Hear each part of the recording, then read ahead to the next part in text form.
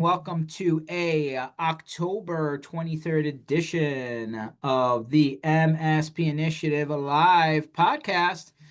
Man, I don't know about all you guys, but this year has absolutely warped speed through. I faster than I could ever remember. I don't know why. It just this year, I don't know if COVID just warped everybody's minds on like what actual time means, but this year just seemed to have flown by. I hope everybody has their Halloween costumes or their memes about Spirit Halloween stores in your neighborhood because it's that time of year.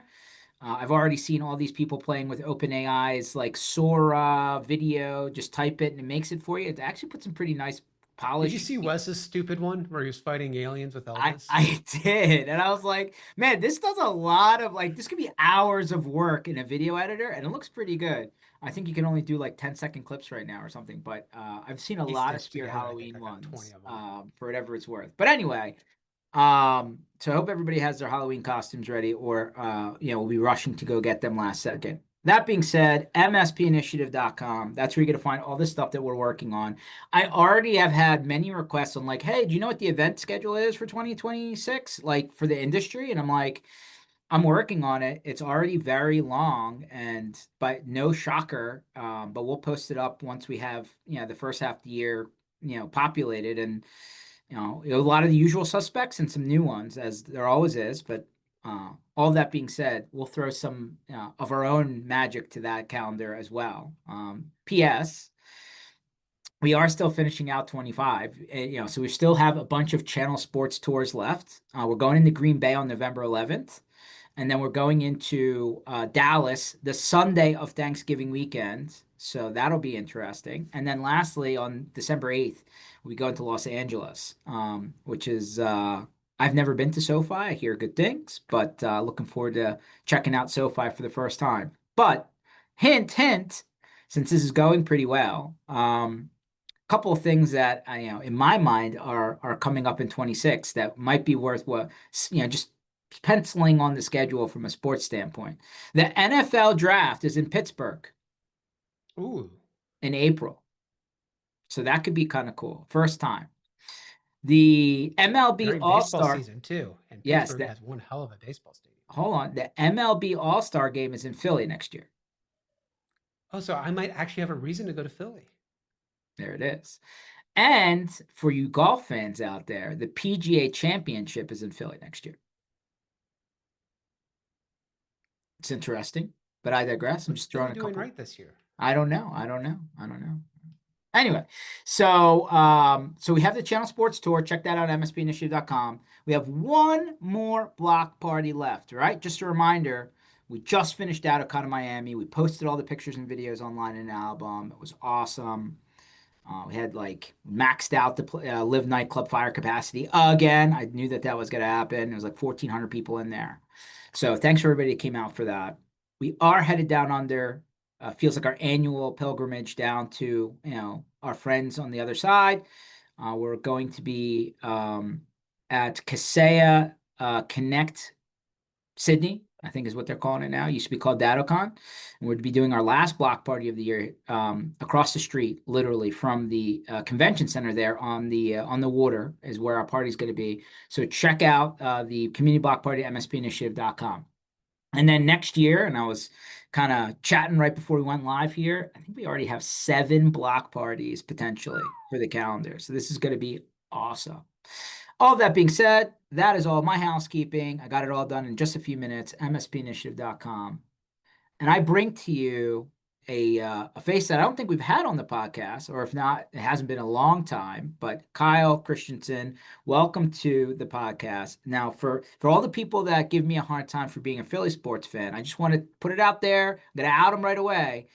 Kyle is a Padres guy. He's a San Diego guy, and both of our teams are out of MLB playoffs. It's the other California team again bought their way into a back-to-back appearance to the World Series. So I'm sure we can commiserate. What do you think about that, Kyle? Well, I mean, we can at least agree on our standpoint on the Dodgers or the Mm. Doyers or the Deferrals, or there's many names that I like to refer to them as. But yes, I have had the pain of being a San Diego sports fan my entire life. You mentioned SoFi Stadium. That is a stadium that I would love to see, but there's one team that I would hate to see playing there, which Well, is the but it's Abandoners, Chargers Eagles on December 8th. Why don't you come?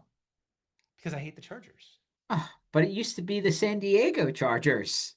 Yeah, and then they decided to hold our city ransom and try to put their, the Spanoses are a four-letter word in this city.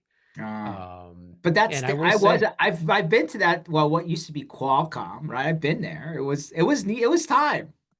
it was like the Coliseum in Oakland, where just that old style stadium, massive concrete, feels like a giant cave. Used to go to there all the time to go to Chargers games as a kid.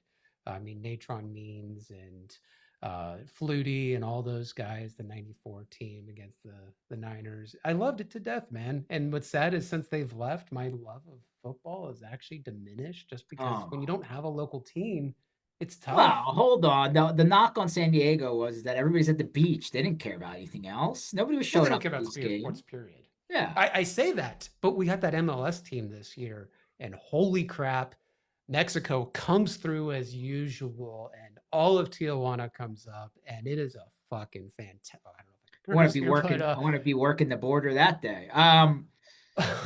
Are you, well, hold on. You've taken me now to another topic. There's World Cup in 2026. there is World Cup in 26 Are in you LA. excited for that? Are you a soccer guy? I'm becoming one because our MLS team's actually decent, and it's Mm. just like you. Anytime I can go to a sports game live, I mean, there's nothing else. That energy, the fun. I mean, as a non-technical guy in this industry, that's the shit that I love. I love going to games, and I don't care what sport, what city. Um, but no, yeah, I don't know if I'm a fan. I mean, I would go just to say I went. Right? There's always that. Just go. But I And have a hold feeling on, it's going to hold be on. pricey. Did we forget about the other thing that's happening in California in 26? Probably. Super Bowl. Oh, is it? It's in San Francisco. Interesting. That'll be a shit show. Yeah, in February. If you've never flown into San Francisco, Oakland, San Jose, that is a town that is bigger than it is physical size. Hmm. Yeah. All I remember about the San Francisco airport is that they don't sell water bottles. You got to buy a really expensive one and fill it up at the water fountain. Oh, the aluminum things. Hmm. Mm-hmm. Just say.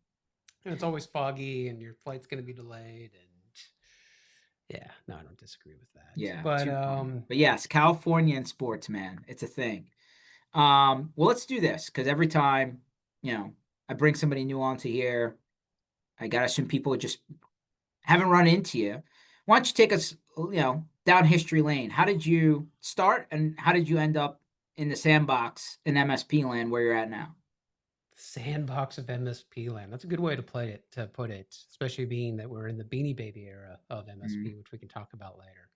I my upbringing's a little odd. I jumped the wrong train, as I like to say it. I was on a path to become a behavioral psychologist, and in Hmm. high school, I almost got expelled.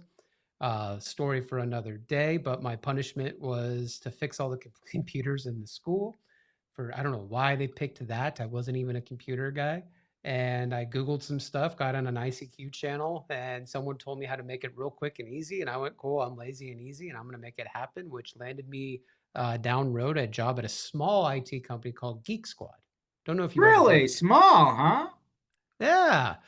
And when I got brought in, Geek Squad was just in their integration with Best Buy. So they had to go from one location to 1,200 locations in a matter of a year. So for UMSP owners, think about that. If all of a sudden you had to open 1,200 new territories and you had to do it yesterday, it was an act of pure grit. So Robert Stevens went to all the major markets and started recruiting high school kids because Best Buy was all about just run playbooks. So I went through that. I was a part of the acquisition team that eventually acquired Mindshift in 2009, which Hmm. was at the time probably the second or third largest MSP for what an MSP was back then. I met this guy, Arnie Bellini, because we were looking at the tool suite that Mindshift used. and we were thinking about buying this new RMM product, LabTech, that he had just acquired. So they were flying me out to Tampa. I met a bunch of MSP owners, and one of them went, "Holy crap, you're like 12. How are you doing this for Best Buy?" And I went, "I don't know. They told me to do it, and I'm just stupid enough to do it."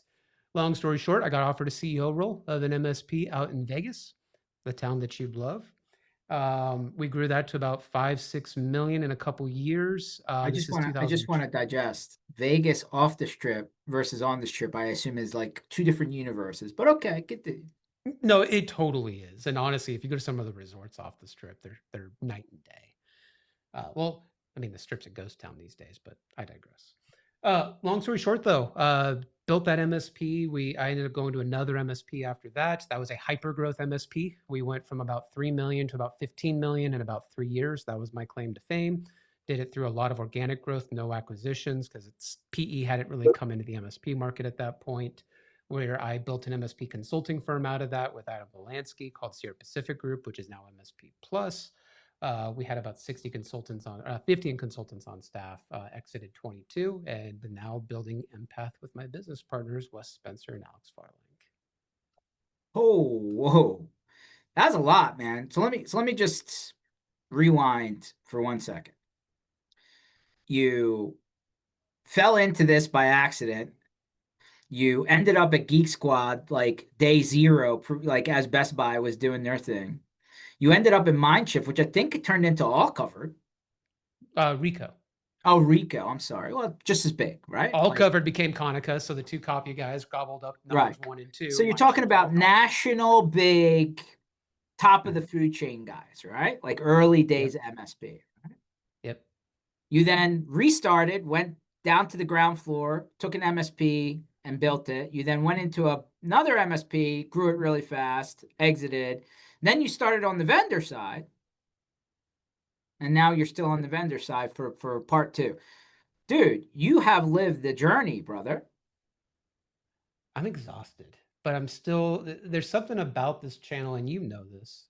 I find these are my people. Like this is the Mm. channel that I have at this point committed my life to. I don't know anywhere else that I would go because there are everlasting friendships in this channel. There are everlasting. Uh, I don't want to say like villains or arch nemesis, but just people that you like to bash heads at with because it's kind of fun. I mean, this is old Um, school though, right? But like the whole Arnie Fred days, I mean, they were just trebuchet, man. They were firing bullets for each side. Oh, I mean, then you throw John Street into the mix, and you add even some of the enterprise guys. I mean, yeah, it's uh, there's there's something that's just naturally part of our history. Yeah, they were very public, man. Those two guys, billboards and airport signage and all, man. They went crazy. And it's funny when we see guys doing it now, where you kind of look back and go, "Well, you're not the first, but it's good to see someone have the tenacity to fire I shots." was gonna say, is the playbook there? They're just following like Xerox the playbook, I guess. There's always a playbook, right? Well, I mean, I'll tell Rockefeller started it back in the 1800s. for sure. I just think it's funny that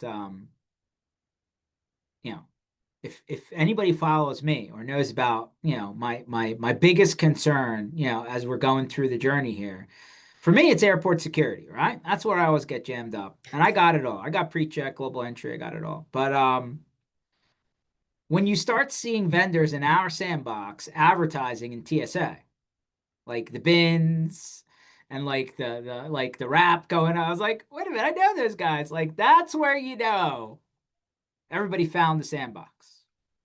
Oh yeah. Oh yeah. It's no longer the Barracudas in the Tampa office. It's the threat lockers and it's the connect wises. And you go, huh. And you know what's funny about that to me is it's totally dick measuring. And I'm just gonna use that phrase, man.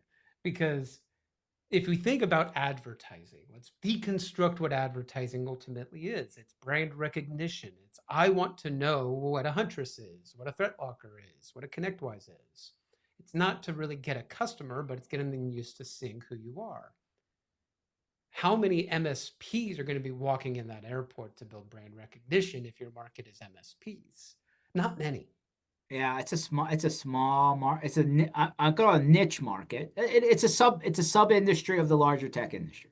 Yeah, we are a very small market. I mean, you and I have both been on calls with many venture capital firms, and they always like to poke at the MSP market. It's always a, what do you mean? There's only 60,000 TAM, and you go, well, that's just what it is. Well, that Um, number is disputed it's disputed, and we can play games with it, and we can slice it up 1,000 different ways. It's still a cupcake of the biggest industry. for sure. For But sure. going back to my point, think about this: of if there's, let's call it 80,000 MSPs or 40,000 MSPs, the number's superfluous. How many of them are walking through the Tampa or the Orlando airport in a given, what is it, by a I would quarterly say I would sponsorship? well, how many people go to Disney World every year? I don't fucking know that number. Well, Maybe nuts. I mean, it's good.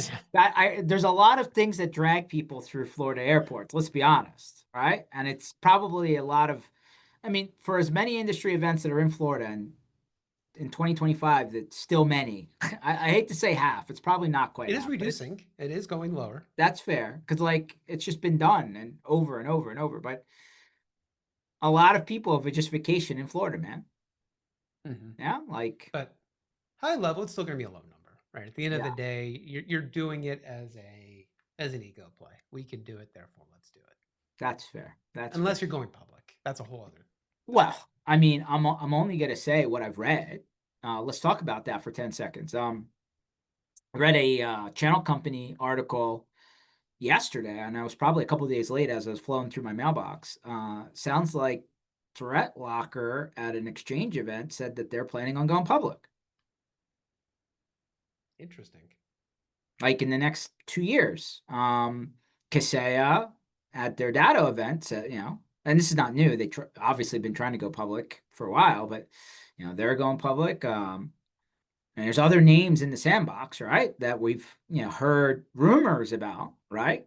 Going public. So could you like so Enable is already public, right? Used to be SolarWinds, and then they broke into the two companies, Enable, SolarWinds. Fine, so they're already public. If ThreatLocker, which one could argue whether they're an MSP brand or not, because they have a lot of just enterprise, but I digress. But they're definitely in our space. And then Kaseya, and then I argue there's one other name somewhere at the top of the food chain that's rumored to go, in the same boat. I know That's who you're talking about. potentially four companies that could be on, the public stock exchange, and we can all argue whether that makes sense or not. We saw when data went public and then went private again, right? I mean, you don't have to take my word for it. Go Google it. Like, I don't know how far it went. I mean, it went and then it stayed at this, maybe basically the same price, if not lower than the IPO price, if I remember. And then they went private again. But I digress. But that's a huge change from like let's even rewind 10 years, right? 2015. That wasn't even a thing.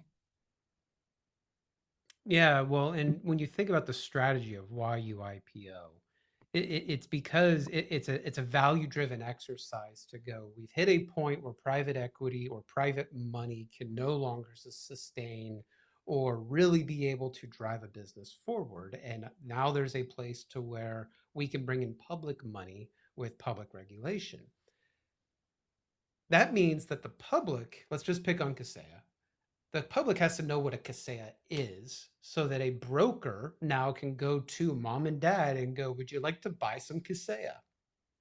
And they have to So, hype to the brokers. so is that why it made sense to put their name on a stadium?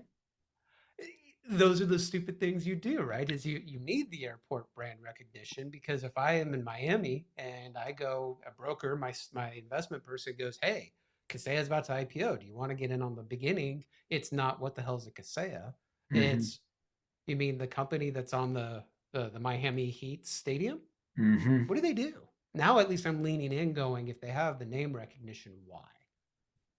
Okay. No, I mean, it makes a lot more. Like at the time, we are all like, "Why does this make sense?" I guess that makes a lot more sense. You made that made Well, then you perfect start sense. seeing YouTube ads and you start seeing things that are like, why would you even do this exercise? The Threat Locker one makes sense because the enterprise position that they're in, like that, if you look at CrowdStrike, right, they're a successful IPO. But yeah, I'm always, I don't know if I'm skeptical. I don't know if that's the right word. because we've had a couple failed IPOs in our channel, or just kind of like why. Um, and even in the international market, there's been a couple brands that IPO'd pretty early and ended up getting bought by private companies. So if you take a step back and you look at them, you just kind of have that motion of, is the MSP market, does it just stall out that hard to where private equity doesn't want to further invest in your product and you have to turn to an IPO motion? It's always interesting to me when you find a company that's, like Data was a perfect example, right? They were public and then they went private, right? Or like a VC or a PE goes and takes a company public private again, right? Like SonicWall is an example of that, Mhm. I think. So it's just always interesting to me how that works. I'm sure, like, I'm no finance guru. I'm sure the price of money, and interest rates and the stock market all play a part of all of this. But I guess when money is really low, cheap, and the interest rate's low, then people are willing to do a lot of things that they probably wouldn't do when it's at 7, 8, 9, 10%. But I've never been Well, in there's that also fair. the cap table conversations of, it's easier to manage your cap table when you go IPO because now you have the ability to buy equity back quicker. You're not worried about investor relations as much because now they're just all a part of a bigger conglomerate. Uh, yeah, there's some things that just you don't see it in our channel, and I don't. It's hard to have an opinion, honestly. Oh, it's just curious, like, listen, we've all been around now for a little bit. It's just curious to see what that looks like on the other side. That's all. I Now, just will an find it. MSP ever go IPO? That's an interesting conversation All too. right, hold on. Uh, This number's disputed also. I'm just telling you what I've heard, right? There's 27 large PE MSP roll-ups, let's call them, right? And by the way, that number's probably not even right, but that's what I'm tracking, at least in somebody's chat here. So like that means a PE or VC company went to an MSP, said, "Kyle MSP, you look good. I'm gonna make you my face, right? My front man, and I'm gonna go and buy up other MSPs, and we're gonna all make them under the umbrella of Kyle MSP, right?" So there's 20, 30, however many of those. But like my understanding is the goal is to rope up enough of those per for each one of them to get to 100 million or more in revenue, annual revenue, right? Because at that point, there's enough on the skin in the game or revenue value there to be able to justify a larger sale, a larger event, transaction, whatever you want to call it. But that's happening. I mean, Mhm. you were part of that at Mindshift, right? I mean, or at least your company was the original, one of the early goers of this. But we're seeing 27 of Mindshifts happening now in 2025. Yeah, not well, and there's the thesis of the MSP roll up has started to percolate across the education system. So I think there's a course at NYU now for the finance majors that where they're actually using MSPs as a case study. Really? Yeah, because if you think about it, MSPs are a fantastic cash flow business. And a Hmm. lot of times we don't give ourselves credit as as a community of how cash flow healthy our companies are. Even if you're a $1 million MSP, it is not hard for you to generate 15 to 20% on the bottom line. And that just doesn't happen in many sectors. Like if you go to any other standard business in the US, I think the last census data showed the average net profit was like 4% in the entire US. Wow. It's not high. So, no, exactly. And you got to think, 90, it's like 72% of all businesses have less than 10 employees. So Yeah. we're dealing with a very displaced market. But when you really put this forward, if it's not hard to get 15 to 20 points, well, now I have a scalable cash flow, basically a money printer. And if I can squeeze a bunch of these together, the one thing that private equity and venture capital love about MSPs is the ROI time is a lot of times less than 18 months. If Hmm. I buy a business and I'm putting 15 to 20% on the bottom line, it doesn't matter how much I spend, I can very easily make money on my acquisition, where I think the industry standard's like 3 years to 5 years, which is how a lot of Q of E's were built in some of the MBA programs. So you unpile all of this, and or you unpack it, and now you go, okay, if we're able to build this cash flow engine, what gets us to $1 billion valuation? Because the billion is always that big crescendo of IPO or of you even hear unicorn numbers, um, to where, and I think that where I would correct you a little bit is it's 100 million of EBITDA. A lot of them chase. How do I get to Okay. $1 million in profit? So, but 100 million in profit means that you're doing $1 billion of revenue to get your 100. Exactly, exactly. That's a lot And of I was MSPs, dude. It's a lot of MSPs, and I know I think there's one or two that are getting close.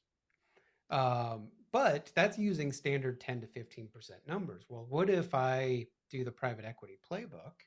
I buy an MSP and I apply some economy of scale and I get that 8 to 10 up to 20 to 25. I'm not worried about organic growth, which requires a lot of cash reinvestment, a Hmm. lot of cash flow reinvestment. Well, now I'm in this economics to where maybe now it's only a $700 million MSP, an $800 million MSP.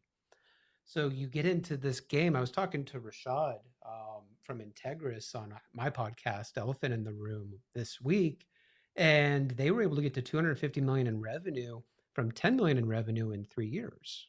If you don't know the Integris story, it's pretty cool on how they started to they did some different exercises with their acquisition, but they targeted a premium MSPs, so Hmm. anything north of 250 per user.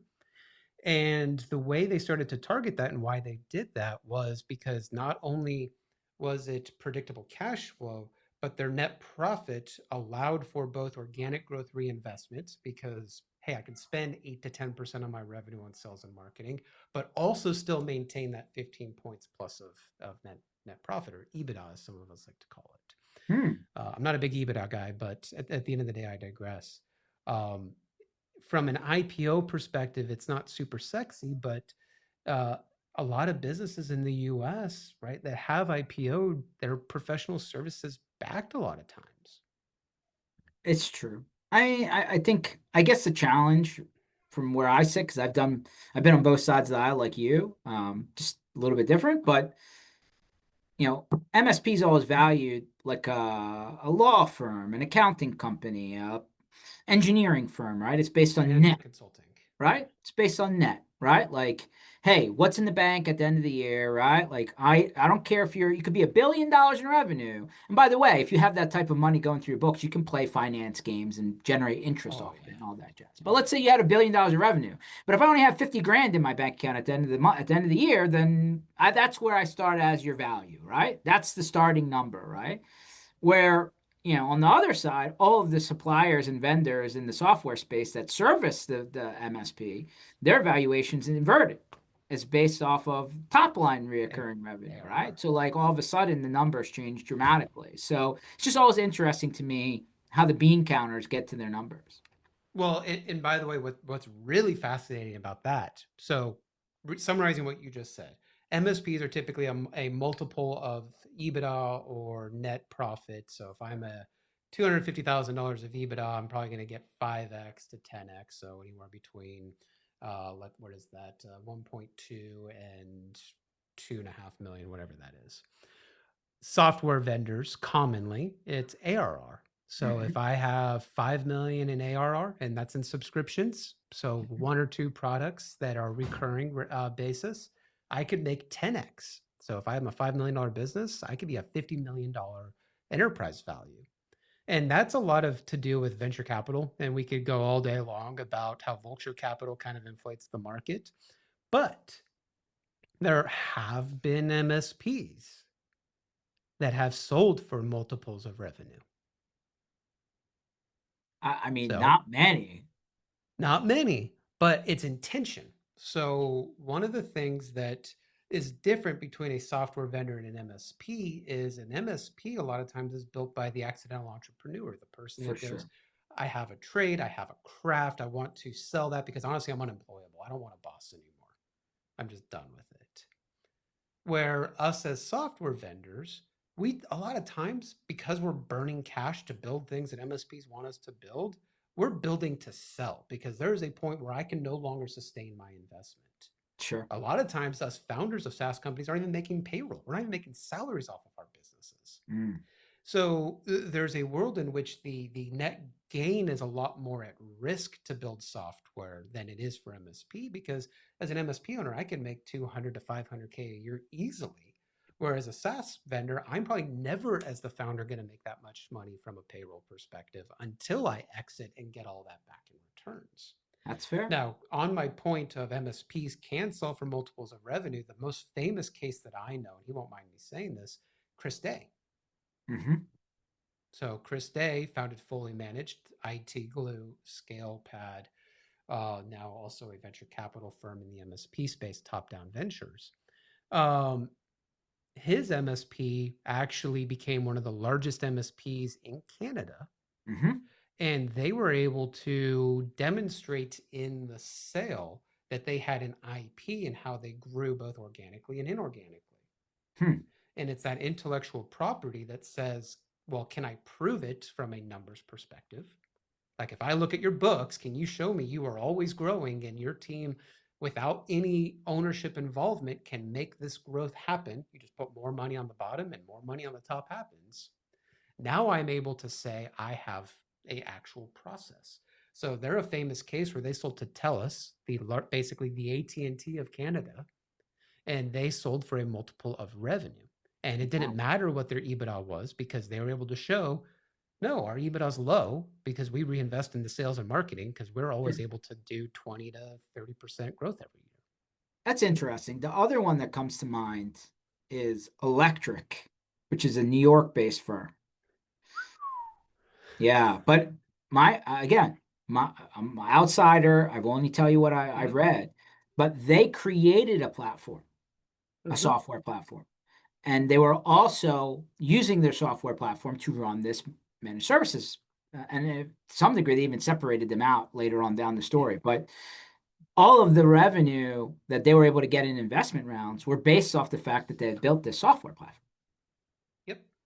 And They're so, kind of an Icarus story, right? Where they flew a little too close to the sun. They burned a little bit more cash than they had the ability to digest. From what I know, again, I'm not. I've only gone off hearsay as well, and they're still around, so it's not like it's a failure story by any stretch. But the intention is interesting. That's what I love about it. They went, if we can build some automation, we can get our price per user down market, not up mhm, market. So this becomes a market play strategy versus a premium play, right? We'll be the Walmart of MSP while everyone else is trying to be the Nordstroms of right. MSPs. And I've always predicted this, that if there's an MSP out there that can find a way to get to say $30 to $50 a user a month. I know that Hmm. sounds like a lot. But by the way, when I say this, this doesn't mean no profit. You're still maintaining that 40 to 50% of profit. Hmm. I will say that MSP that figures it out is going to steal everyone's customers because the Okay. sales motion is dead Hold simple. on. Hold on. Let me go right. It's going to pivot right into my next topic. But isn't that now more achievable theoretically than ever with AI? The Beanie Baby. It's not Allen Iverson. Let's be honest. That's what we when we say I in Philadelphia. That's what we think. No, but like I've seen like I'm hearing about the agent marketplace and this and that. And blah. It's like, guys, like AI is just the new iPhone, and agents are just the new apps in the iPhone marketplace. That's how I put it. You can argue with me, but that's the best way for me to explain it to somebody that has no clue what's going on. And like they're just, they function a little bit different depending on what you're trying to achieve. The question is, can you stitch enough of these apps together to go downstream, So your to key, displace the human? well, there's a key word in there that you said, which is your intention. Hmm. I think the problem is you need to know what your intention is before you just throw things at it. So if you look at a like industry that does this, manufacturing is a great example. They Hmm. use a concept called economy of scale, which means at a certain point, as my revenue starts to go up, my costs need to go down per unit eventually because I've hit a size where I want to save 1 penny on every 1,000 units produced. That saves me 1,000 pennies an hour. So you're completely right from a business perspective that there will need to be something that you develop in your manufacturing process of MSP contracts that reduces the price that it takes you to manufacture that Sure. MSP product. Whether it's automation, it's AI, it's offshoring, it's training your employees the Best Buy method, where we went and hired 16-year-olds. That's actually where my initial idea for Empath came into play a little bit. Was there's always a component to where recruitment becomes your biggest bottleneck in growth, which means that I need to go to where there's the most available workforce to Sure. hire faster, which means I'm going to probably be hiring anyone between 16 and 22 years old. And the benefit of that is that they're cheaper. I just have to spend more time to train them. I digress. I don't mean that as a shill statement, but at some level, your costs have to go down to produce that product. Sure. Now, there is a market strategy where there hits a point where your margins get too high. Okay. So what you see sometimes, and that's from a competitive perspective, because someone's always going to be willing to beat you on price. Sure. So if I hit an economy of scale, the Walmart analogy, well, now what I want to do is go, we've hit 90% margin. If we go back to 50%, because our entire business economics can function and we put enough money on the bottom line at 50%, now I can lower my price without sacrificing my margin. And that's why I made the statement of, if you could get to $50 a user a month with all of the bells and whistles that an MSP needs to be at least reputationable and deliver a good product, but maintain that 40 to 50% of margin, AI, automation. We've been promised the automation thing for the last 15 years, and I still 15 years. How about kind of, 25 years? I mean, they've been yeah, talking about this 25. forever. Yeah. I mean, Xerox, right? The workforce automation where you click 3 times on the copier machine instead of 10 times on the copier machine. But I digress, not getting into the AI and automation hearsay, but there's no reason that model doesn't work. It's been proven time and time and time and time and time again in the B2C world and the B2B world. Now, I feel like for the first time in my career, I'm the old man opinion when it comes to AI sometimes, because at the end of the day, your customer still just wants their shit to work. They don't care how the sausage is made.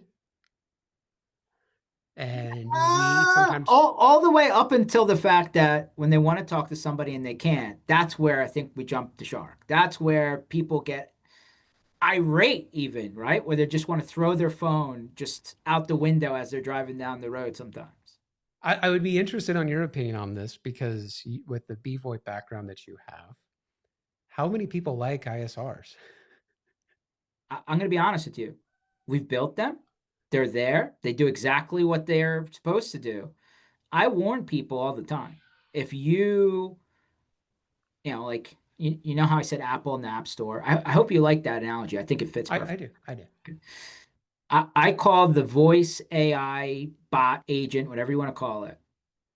It's just a new answering machine, right? It's the new 2025 version of the answering machine. Here's the problem. No cassette tape, and you don't have to rewind and fast forward. Great. And yes, it can take the information from the message that's being collected and do something with it. Awesome. But I'm going to tell you right now, to me, this is George standing on a soapbox. It's my personal opinion.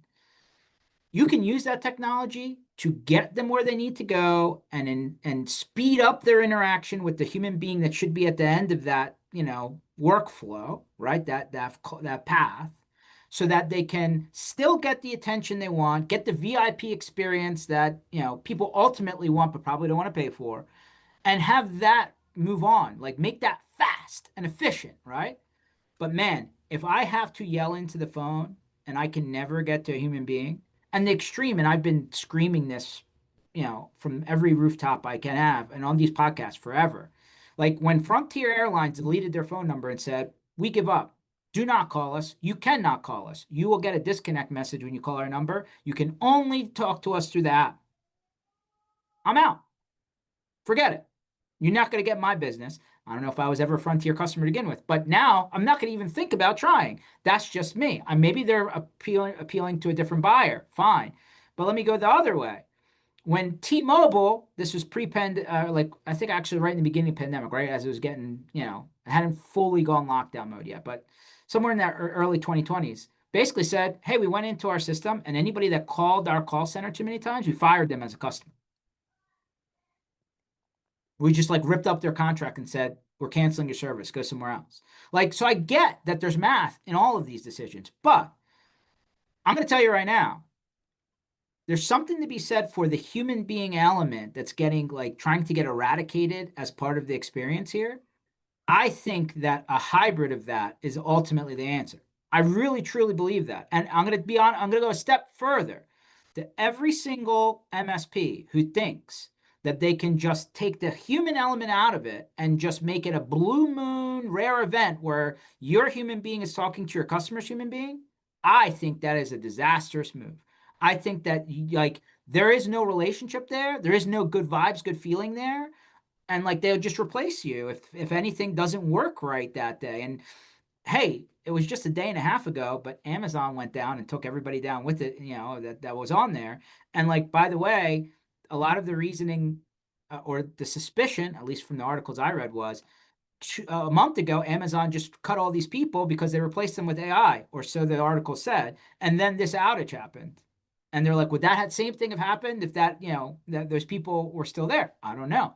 But my point to you is if your technology breaks because Amazon's down, and for a day, your customer's dead in the water because you're relying on it and there is no backup plan, they're pissed off and they're going to go somewhere else. And like, there is no relationship at this point.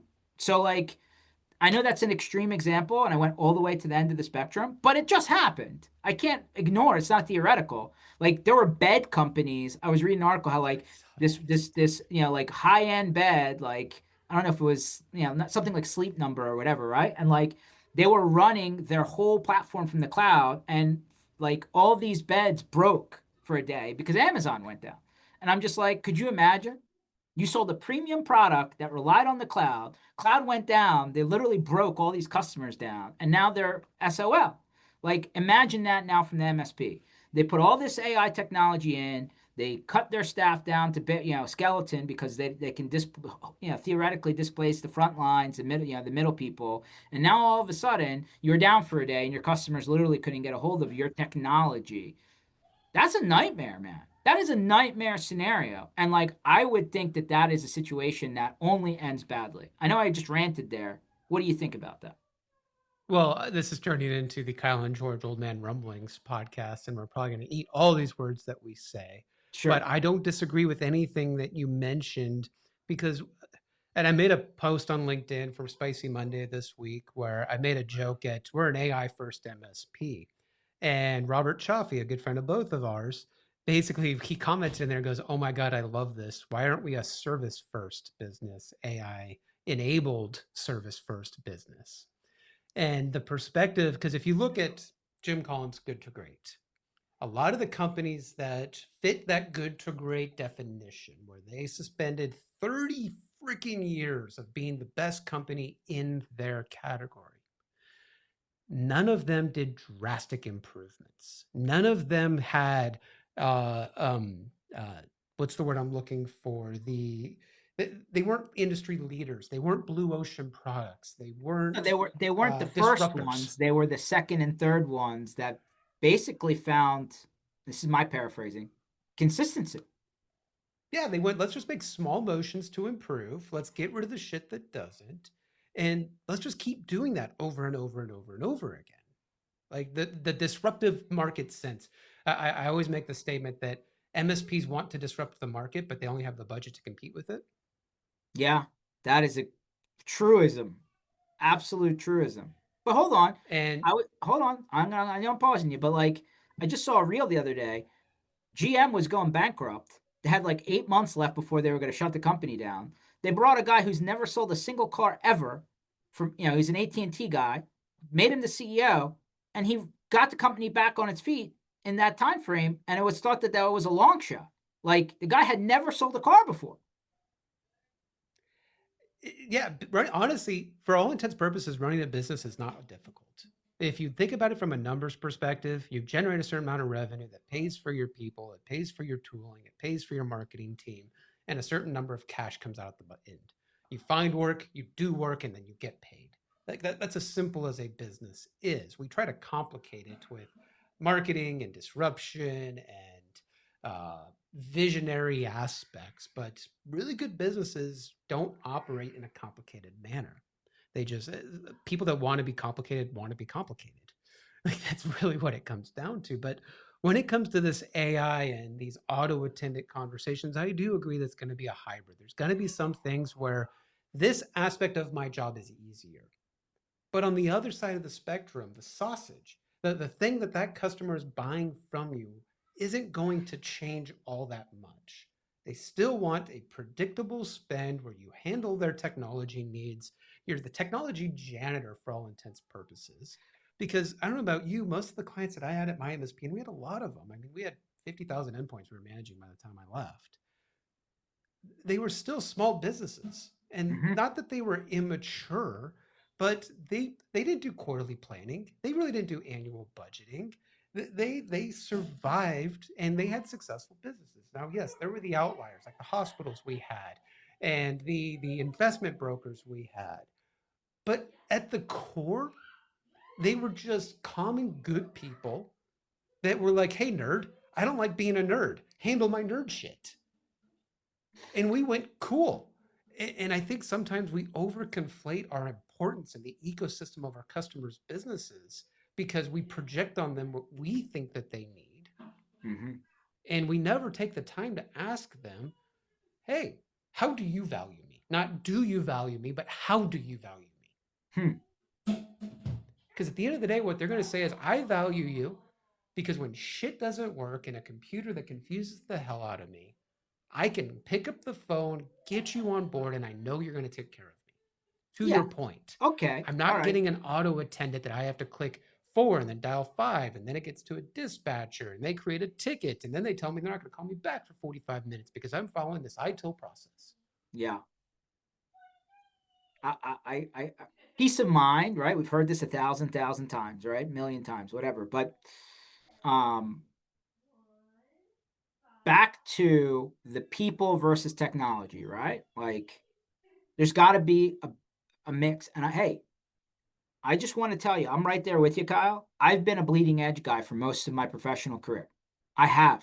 I am all about the cool, you know, front line, and as a kid, I grew up on Knight Rider and all, like Inspector Gadget, right? Like like this is the cool stuff, right? So like I was always wired for like, what's the next thing? What gives me the edge? What can I like? I'm all about it. I love what the possibilities are. What I learned growing through the journey, though, is it reliable? Is it consistent?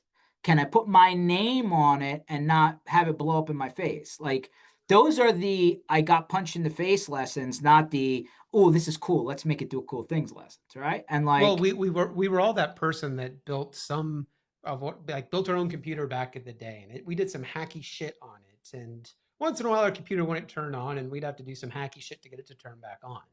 Well, you get to a point where you're like, I don't actually want that anymore because I got to get to work and get home and feed my kids. I need a computer that's just going to work.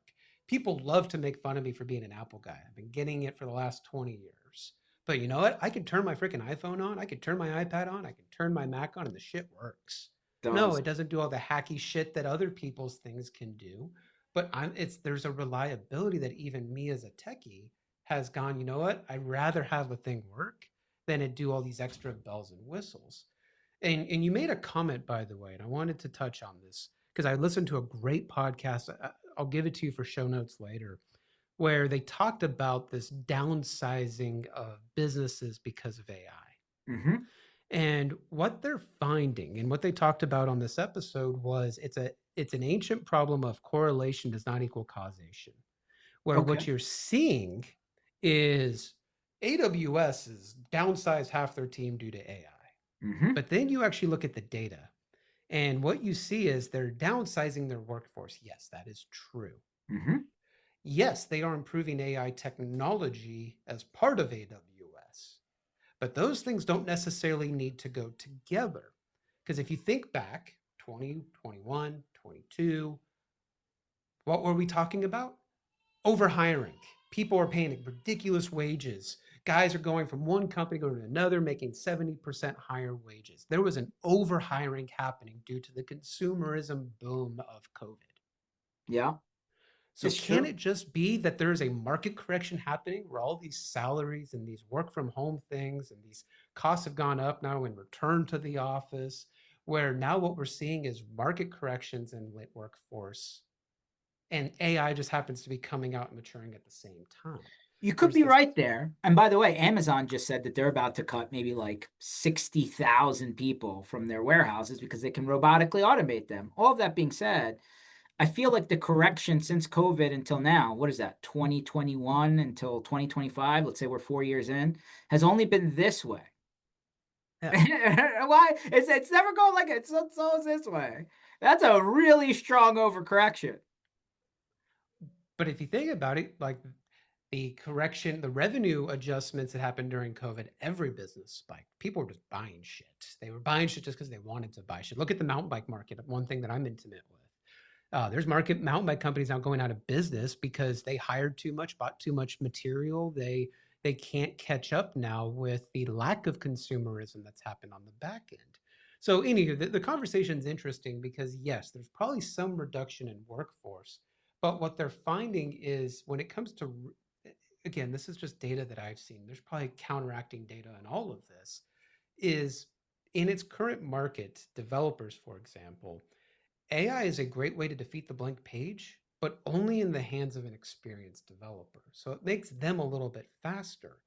But when you have someone entry level into the role, they are now going to have the problem of trusting that the AI is right and just copy pasting whatever junk that it spits out. So if I go to your tier one engineer at your MSP and I'm telling him I'm not going to train you, just type this into an AI model and it's going to tell you what to do.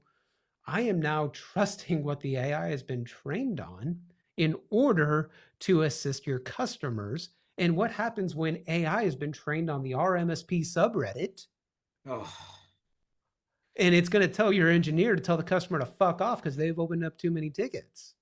not Because good. that cesspool is the worst data that it could be trained off of. Not And good. you see this, by the way, you see this very similar to businesses that have their employees trained by shadowing, Mm-hmm. where you go, hey, my tier one engineer is going to just shadow the tier three guy for the first 3 months. Mm-hmm. Is your tier three guy good at paperwork? Is he good at No. timesheets? Nope. Is he good at handling escalated tickets? Is Nope. his turn time good? Does he have a good attitude? Does he talk Probably to the not. customers well? Probably doesn't want to talk to anybody. Great. You just carbon copied a pain in the ass. That is probably happening every day. That's the reality. What you just said is happening every day. It's kind of worrisome, to be honest. So I assume this whole thing rolled up to the whole point and the whole idea behind Empath. Yeah. Yeah. When I was building my MSP and when we were building Geek Squad, the thing that I always was enamored with was if I put in good effort to managing my employees, they will put a good product out to our customers. Usually. And yeah, of course, there's edge cases. There's times you have to slap people on the wrist. I'm not ever one to talk in absolutes or recognize things in absolutes. But the the thing that always becomes disheartening is that means I need to manage my employees. And then we see it Mm-hmm. all the time with Empath where they'll go, man, we need this. Like we have never been on a call where, and we have over 500 partners at this point, that they go, Kyle, we don't need an LMS. We do not need a learning and development and training platform for our MSP. We never get that. What we get is our service manager is drowning. They manage the bulk of our employees. And if I tell them that they need to train our employees or be intentional with how we train our employees, they're going to explode and we are just going to be a wreck. Probably because they're like a toll booth operator. They literally have so much traffic going past their screen, they don't have time to actually took a business view to anything.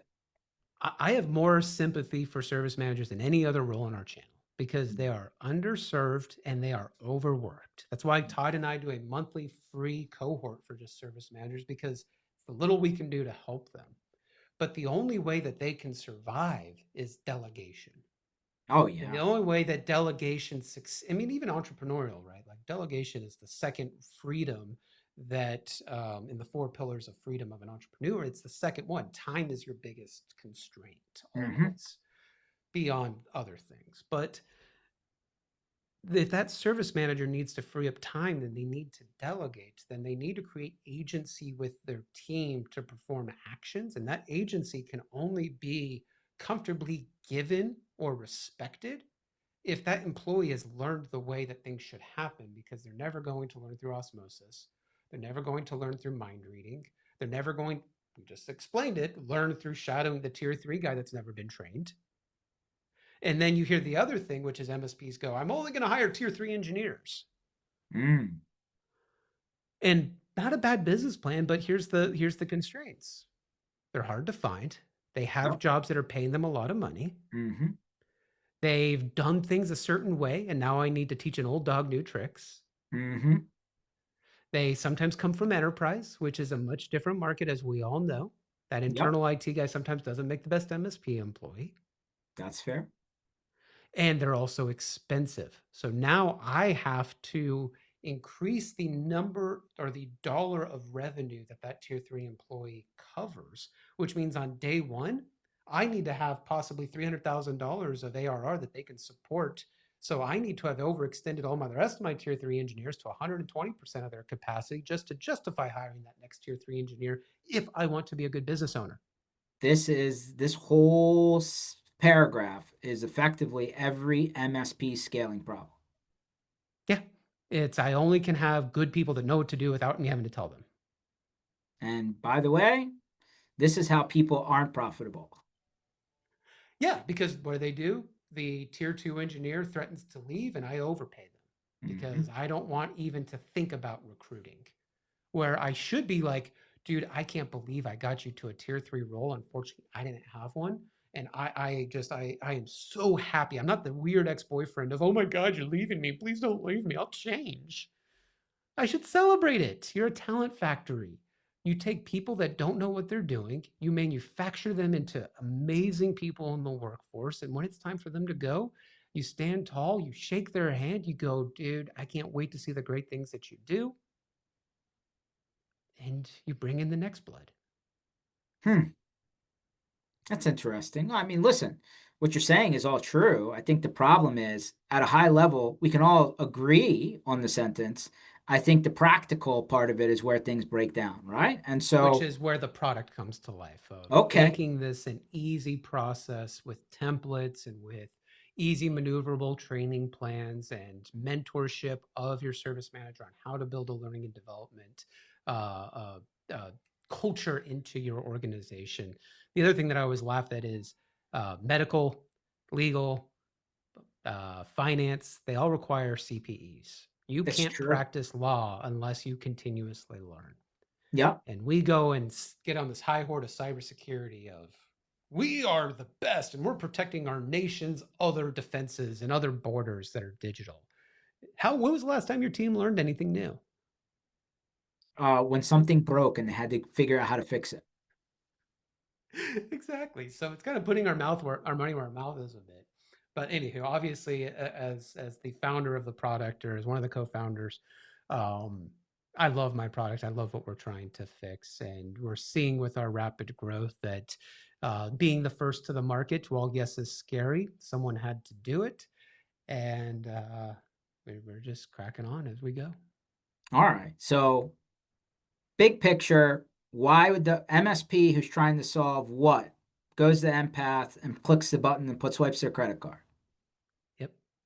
No, no, no. So what are Like, they trying to what's solve? the value? What's the value prop? Why do they come to Empath? So I'll give you two different answers. One is we will help you get your employees more productive in aiding your MSP faster than what you're doing it today. Okay. Um, the other one is employee satisfaction. Ah, If we're thinking about employee retention, LinkedIn has studies that literally as high as 97% of employees will stay with their employee longer without benefits if the company is investing in their career. okay. I buy that. I buy that.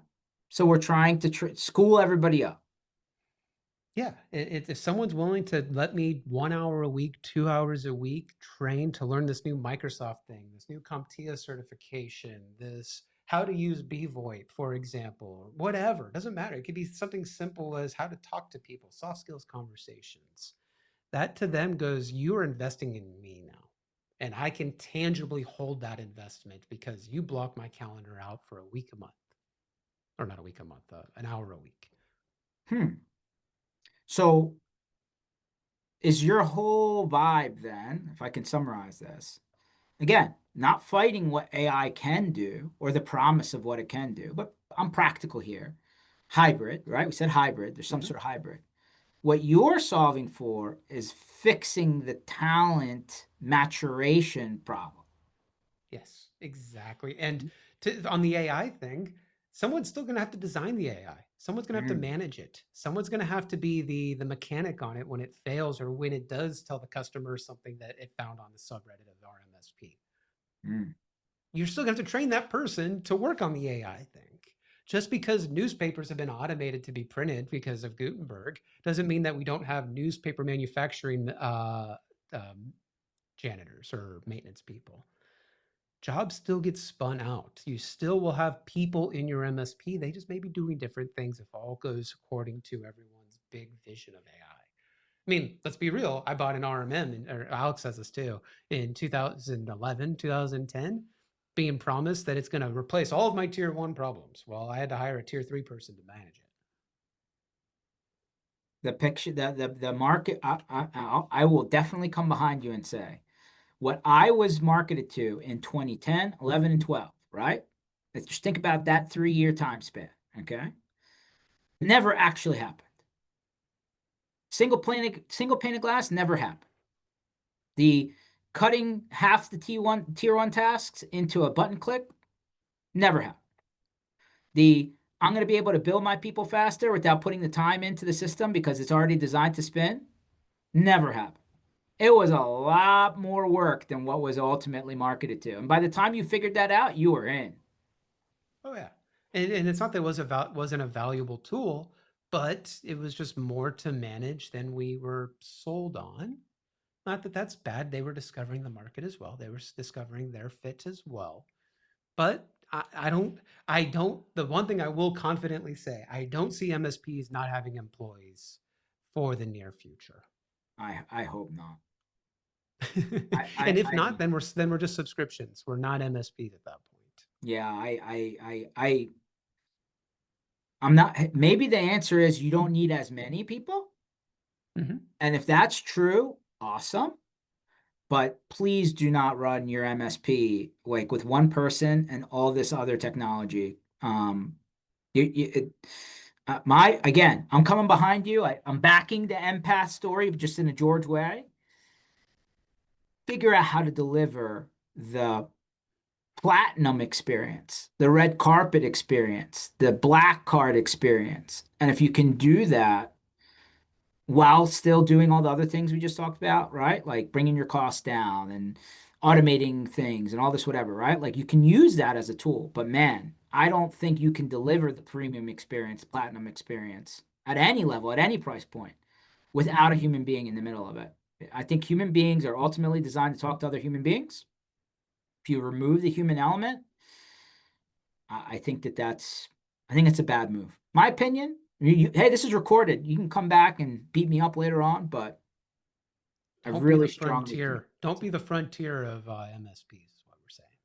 Yeah, I agree. But hey, I do see what you did, by the way. Can I just piece this together on the way out the door? You're doing with Empath what they did with Geek Squad. I got it. I pieced it all together at the end. I was like, oh, I see what happened here. He's literally taking what happened back in the day and just now applying it to a platform. I've never had an original idea. You're funny, man. Where do people find more information about how to contact you, how to check out Empath, talk to whoever they need to talk to take a look at it? Yeah, LinkedIn is always the best place to get a hold of me. I'm active on there saying things that like to offend people. Empathmsp.com is how you get look at my product. Everyone gets a 14-day free trial. We believe you should try before you buy. And no contracts month to month. I mean, unless you want one.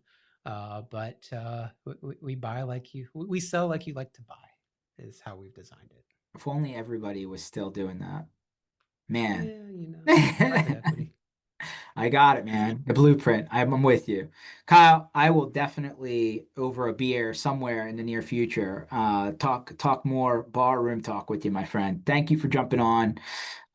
Guys, this session was absolutely recorded. It was a fun one, man. We could go for another hour without blinking, by the way. This is the whole point of this. And by the way, Kyle got on, he's like, "So what do we do on this?" I was like, "You just everything's already in your head, man. Just let it roll out." So we do not really plan for these, and that's the best part. So it was recorded, mspinitiative.com. We'll post it to the podcatchers and the YouTube channel and all that good stuff. Hopefully we'll see you guys here in the last stretch of 2025 in the gauntlet time because like all these things are happening in a very short period of time. It's going to be 2026 in like 2 seconds, I feel like. So we're going to be in the next year in no time.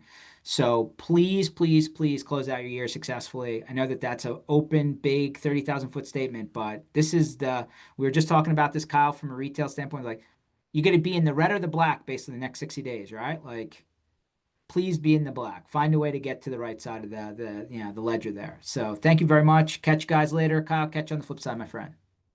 Take care. Thank you for having me. See ya.